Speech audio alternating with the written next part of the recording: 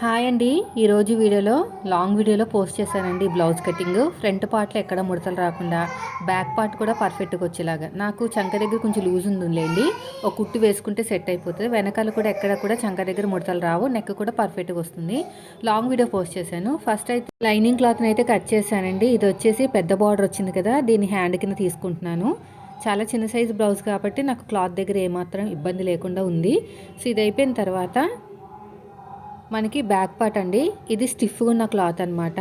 కొంచెం లూజుగా తొడిగితేనే మంచిది, ఎందుకంటే గుచ్చుకుంటుంది. నేను ఓవర్లాక్ చేశాను, ఎంతైనా కొంచెం ఫ్రీగా ఉంటే బాగుంటుంది.